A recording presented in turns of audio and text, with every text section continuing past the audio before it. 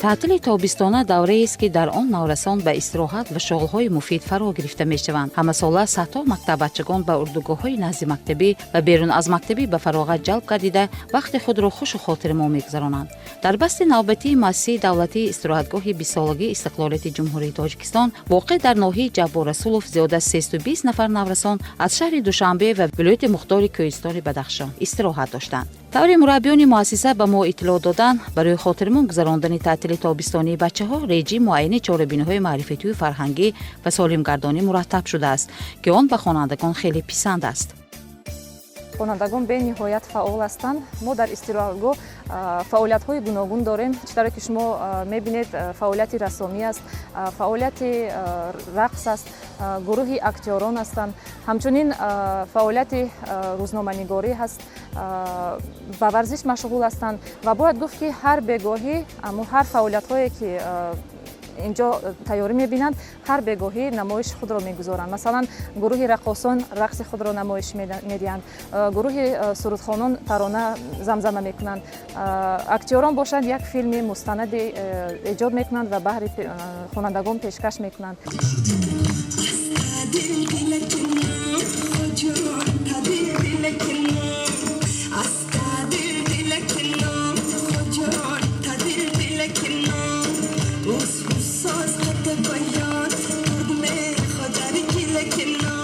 این گلدخترکان اعضای محفلی رقص می باشند. همه روزه آنها با برنامه‌های رنگین فرهنگی در نزد همسالانشان هنرنمایی می‌کنند. ما نیز در قطار آنها یک لحظه رقص جالب دخترکان را تماشا کردیم. خوش رفتار قربانت شوم، شان بر موی زرافشانت شوم، کود خوش رفتار قربانت شوم، شان بر موی زرافشانت شوم، کود خوش رفتار قربانت شوم، شان بر موی زرافشانت شوم. باید گفت که در استراحتگاه یکچند محفل‌ها عمل می‌کنند، از جمله محفل‌های هنرهای ملی، رسامی، تاریخ نگاری و غیره ها. با استفاده از فرصت اعضایان محفل ادبی برایمان چند شعرهای جالب را قرائت کردند که وصف زیبایی‌های تاجیکستان به صلح و وحدت را می‌کرد.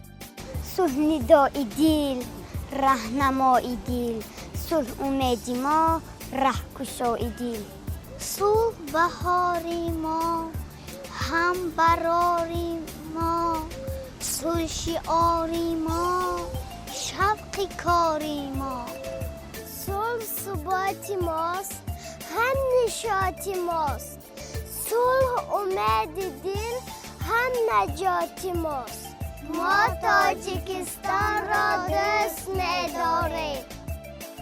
همینطور با راهبردی مربیان استراحتگاه با فعالیت محفل‌های هنری از نزدیک شناس گشتیم. در نزد جایبور پرتلاطم استراحتگاه گروه بچه‌ها مشغول قرائت شعرها از اشعار نابغگان ادبیات جهان بودند. مخلصان اشعار ناب شاعران بزرگ جهان حمزه لطف‌اللهیف و علینا عالمشایوا بین همسالانشان در قرائت شعر فعال‌تر بودند. برای ما آنها از ایجادات شاعران کلاسیک روس پاراهای شعری را قرائت کردند. Я бы хотела рассказать стихотворение Михаила Юрьевича Лермонтова «Парус». Белеет парус одинокий в тумане море голубом, что ищет он в стране далеком, что кинул он в краю родном. Играет волны, ветер свищет, и мачта вьется и скрипит, и он от счастья не ищет, и от счастья он не бежит. Под ним струя светлее лазури, над ним луч солнца золотой, а он мятежно просит бури, как будто в бурях есть покой. Спою стихотворение Пушкина. Подружка дней моих суровых, голубка дряхлая моя, одна в глуши лесов сосновых. Давно-давно ты ждешь меня. Ты под окном своей светлицы, горюешь будто на часах, и медлит поминутно спится в твоих наморщенных руках.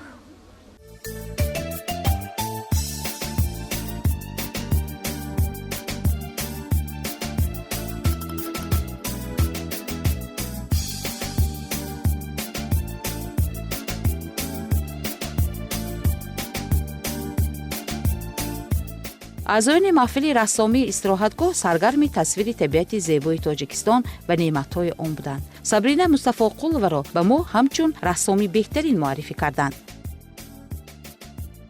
من از خردسالی خیلی به رسم کشی خیلی مشغول هستم. در این رسم من تاجیکستان را میکشم. تاجیکستان ما طبیعت خیلی زیبا دارد. ватан ватан сиришти ман, бақову сарнавишти ман, замини сарнавишти ман, беҳишти ман беҳишти ман. خیلی یکی از استراحتگاه‌های خوب و زیبا هست، هم طبیعت زیبا دارد. خب اینجا ما به بچه‌ها یک چند مهارت‌های رو در مدت همین 14 روز یاد می‌دهیم. یکی از این مهارت‌ها مهارت‌های رسامی هستند که ما برای طلبه‌ها این تدریس می‌کنیم که طبیعت زیبای تاجیکستان ما را آنها چگونه تصویر می‌کنند.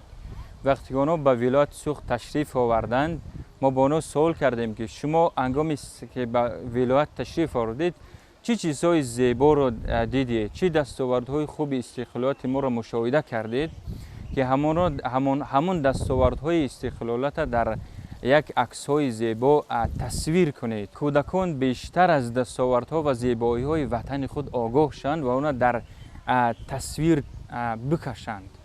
این چونین ما با کودکان یاد میدیم که آنها مهارت‌های دیزاینر را یاد میگیرند، چون این مهارت به آنها امکانات میدهد که آنها در آینده شاید یکی آنها با واسطه اختراعکار خوب شود، ایده‌های خوب در فکران آنها به وجود بیاید.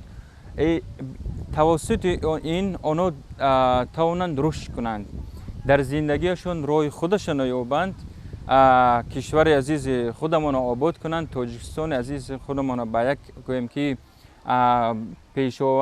پیش دستاوردهای بزرگ برسانند.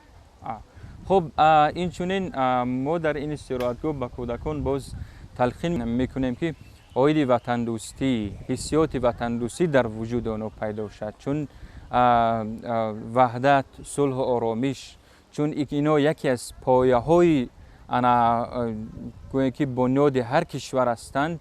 زمانی که کودک از زمان خردی وطن دوستی، ایجادکاری، مهارت، دانش آموزی این چیزها رو در خود پرورش کرد، در آینده میتواند یک متخصص خوب در جامعه فعالیت بکند.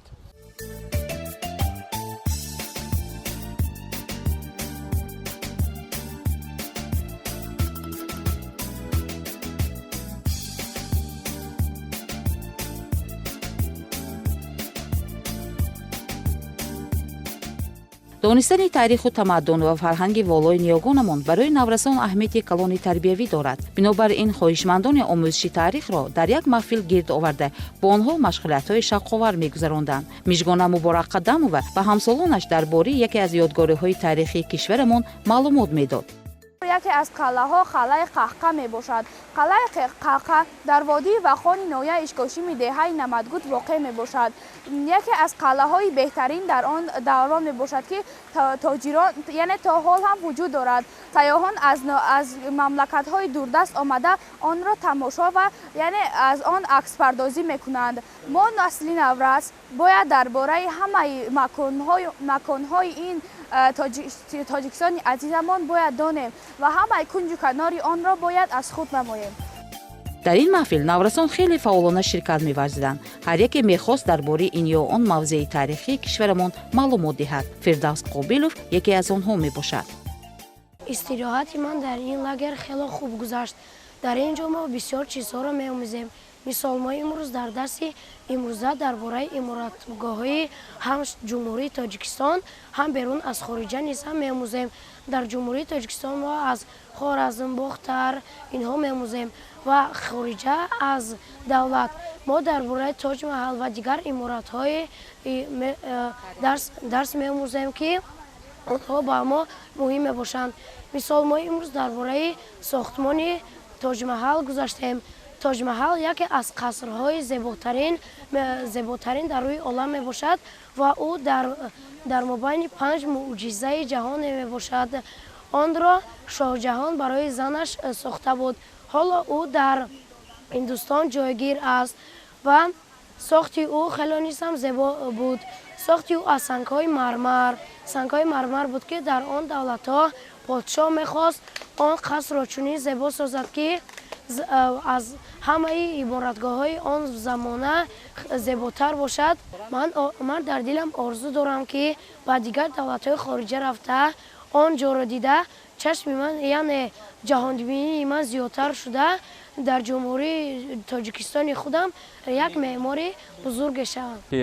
Гарчанд ки мо аз манотиқи гуногуни тоҷикистон ҳастем, аммо дар умум мо ҳама як тоҷик ҳастем, як миллат ҳастем, як миллати бо тамаддун ҳастем ки тамаддуни бой дорем, фарҳанги бой дорем ва ба кӯдакон таъриху фарҳангу забона меомӯзонем ки кӯдакон эҳсос кунанд ки тоҷик дар таърих киҳо буданд, ба чӣ дастовардҳои ноил гардиданд ва имрӯз ҳамчун як фарди тоҷик дар асри 21 бояд ба чӣ дастовардҳои ноил гардад то ба ояндагон як фарҳанг ва тамаддуни бойро боқӣ бигузорад. хоб дар баробари ин мо ба кӯдакон меомӯзонем ки дониш яке аз пояҳои асоситарини ҳар миллат ҳаст ва ҳар миллате ки босавод шуд, дорои дониши замонавӣ шуд, донишҳои замони худро аз худ кард ва аз ҷумла мо медонем ки мо дар як замоне зиндагӣ дорем ки ҳар рӯз, ҳар моҳ дар соҳаҳои илму дониш тағйиротҳои зиёде ба вуҷуд омада истоданд. яъне ва ҳар як гӯем ки мо ба наврасон тадрис мекунем ки шумо ба тавонед дар ин ҷаҳоне ки рақобатпазир аст,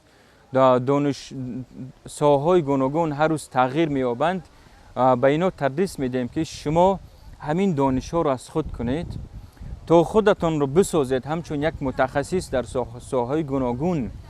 тавассути ин тавонем оилаҳои худро гӯем ки бисозем, фарзандони худро бисозем ва тавассути донишу хираду захираҳои хуби инсонӣ ватани азизи худамонро обод бикунем. бояд гуфт ки фаъолияти маҳфилҳои гуногуни ҳунарӣ, маърифативу варзишӣ дар бедор кардани завқи зебоипарастӣ, баланд бардоштани маънавиёт ва инкишофи тафаккури зеҳнии наврасон заминаҳои мусоидро фароҳам меоварад.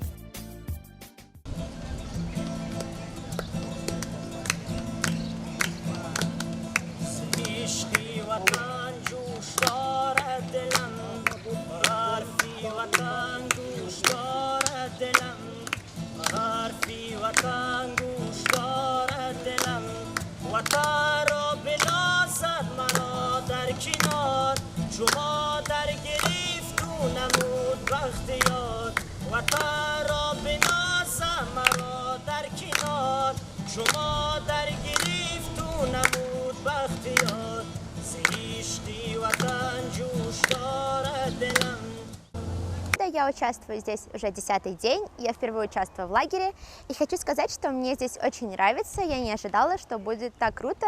В общем, у меня были совсем другие ожидания. Хочу поблагодарить наше правительство за то, что предоставляет нам возможность участвовать в данных лагерях и совершенствоваться в таких сферах, как рисование, танцы, ораторское искусство, актерство, выражение своей точки зрения, это очень важно, и так далее. Как здесь есть различные кружки.